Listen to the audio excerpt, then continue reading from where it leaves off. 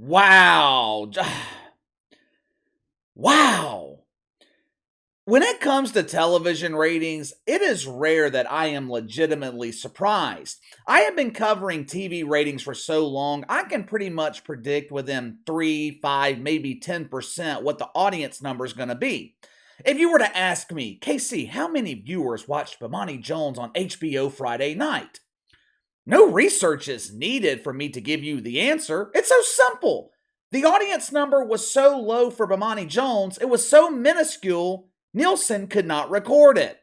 Donnie Lemon, he made his triumphant return earlier today to the set of CNN This Morning. Now, with all the recent controversy combined with the freshly peeled Lemon being forced to enroll in sensitivity training where he is learning to get along with those pesky vegetables, when ratings are released later this week, I would imagine CNN does the unthinkable, hits 500,000 viewers for CNN This Morning. I feel like we do a pretty good job here on the channel of covering and analyzing huge embarrassing failures. Ladies and gentlemen, we might have our newest nominee for the 2023 HEF Awards. Over the last couple of years, NBA All-Star Weekend has been an unmitigated disaster. Fans don't care about the event mainly because the players don't care about the event. From 2010 to 2020, the NBA All-Star Game, it averaged between 7-8 million viewers. Now that's a pretty good number. That keeps them in competition with Major League Baseball while having the NBA handily beat the useless Pro Bowl. But what the NBA presented to us in the 72 hours from Friday to Sunday, it can only be described as an embarrassment. I mean, it was one disaster after another, one embarrassing moment after another, only to be capped off by one of the worst professional basketball games that I've ever seen. Now, don't get me wrong, this was not WNBA level trash. At least the NBA had professional basketball players on the court, but it is a huge stretch to call what the NBA presented to us Sunday night professional basketball. Now, let me go ahead and give you the ratings, then I'll give you my thoughts of NBA All-Star Weekend, because what we saw this weekend, it was a microcosm of why the NBA continues to struggle. 2021 and 2022, they set record low ratings for the NBA All-Star Game. Both games hovered around 6 million viewers. In the span of 12 months, the NBA turned off 1 million people. Heading into All-Star Weekend, expectations were extremely low for the NBA.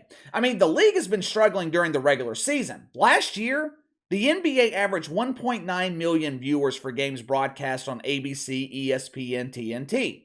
This year, they're down to 1.6 million.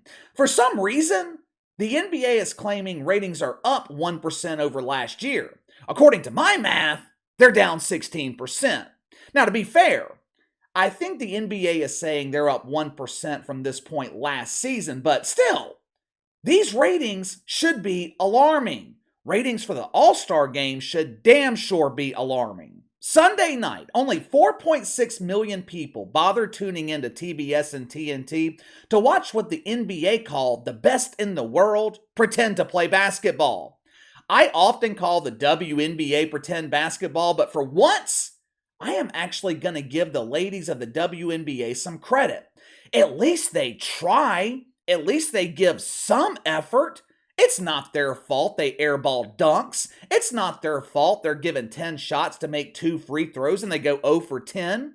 That bullshit the NBA presented Sunday night was a complete waste of time, which is why nearly 30% of the people who watched last year did not bother tuning in this year. The Daytona 500, NASCAR doubled the audience of the NBA All-Star Game. 4 million people decided rednecks chasing each other in circles was more entertaining than pretend basketball. Let me show you one of the reasons why I think people didn't bother watching the NBA All-Star Game.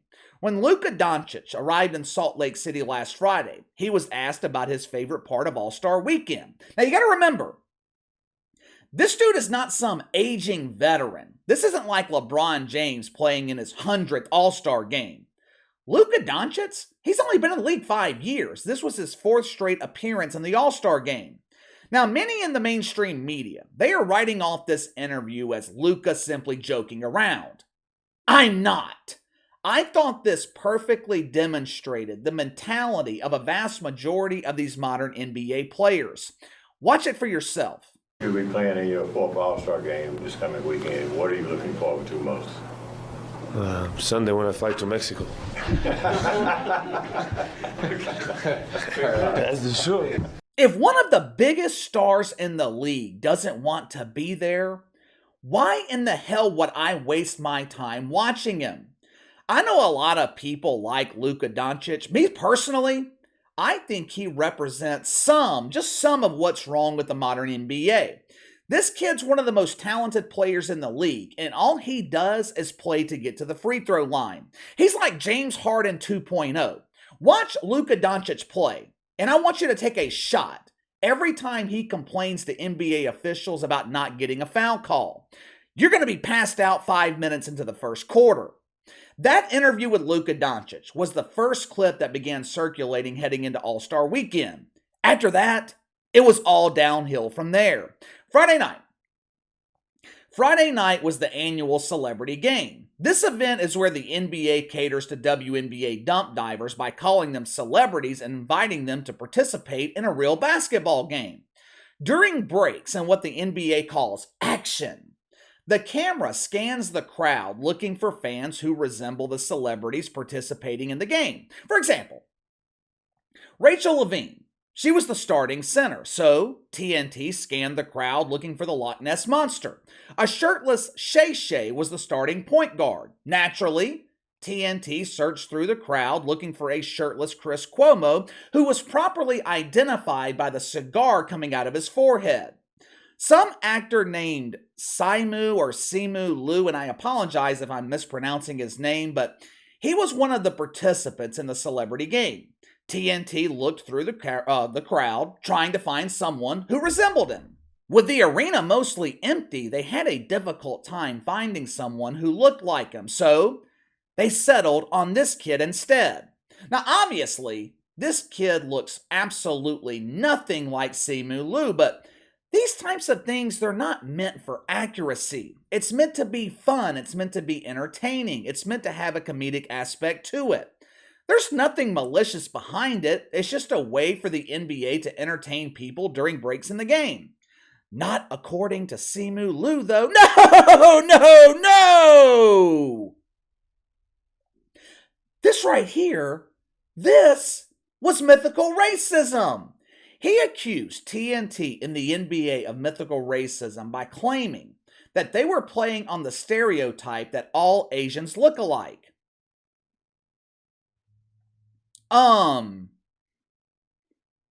Wouldn't this prove the stereotype wrong? You guys look nothing alike. You can accuse the NBA of a lot of things. You can accuse them of being dedicated to woke United Methodist. You can accuse them of alienating half their audience. You can accuse them of buying out all the Preparation H. But one thing you can never, ever accuse the NBA of is mythical racism. That dog won't hunt. Moving on to Saturday night, which was another huge embarrassing failure for the NBA. The so-called exciting festivities Saturday night, like the three-point shooting contest, better known as the regular season.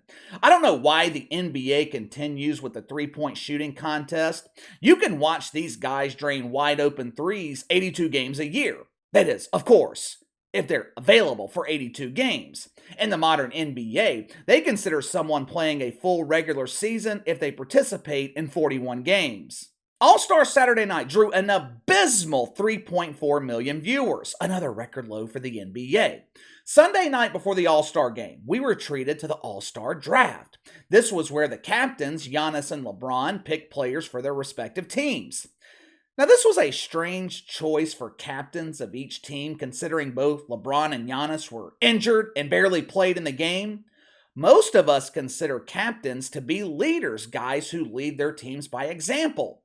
In the NBA, the captain, he's essentially a cheerleader, cheering on their team from the bench while they take the game off for rest. This was another example of the NBA fucking something up. They had an opportunity here to at least produce some mild drama Sunday night. Who would be the number one pick in the draft? Who does LeBron, who does Giannis think is the best player in the league besides themselves? Now, of course, this is the NBA we're talking about. The league concerned with feelings. Oh, feelings. We don't want one of our pampered stars to be the last pick. That would be so embarrassing. So, what do? They have Giannis and LeBron pick the fucking reserves first. It gets down to the final two starters, and Nikola Jokic, he simply walks towards LeBron's team, ensuring whoever the hell else was left on stage would not be the last pick. The national anthem was also another disaster. In a rare sign of progress, we didn't have players kneeling for the national anthem this year, but the Canadian national anthem, it was altered. The lyrics were altered by Jelly Black to honor the Indigenous people of Canada. Yeah, okay. I'm pretty sure national anthems aren't meant to be altered to please a certain group of people. I think national anthems, they're meant to represent all people, but what the hell do I know? I'm not a shit fuck. There is only one way to describe NBA All-Star Weekend. Disaster. Some in the media are claiming ratings were low because so many star players were injured. Zion Williamson, Steph Curry, both LeBron and Giannis played limited minutes. Like I said earlier, my biggest takeaway from the weekend, this was a microcosm of the regular season. This was a microcosm of the modern NBA. Players sitting out due to injury, players not giving maximum effort. Mike Malone, he was the coach of one of the teams. He called it the worst basketball he had ever seen. He said the only two players who gave effort, Kyrie Irving, Joel Embiid.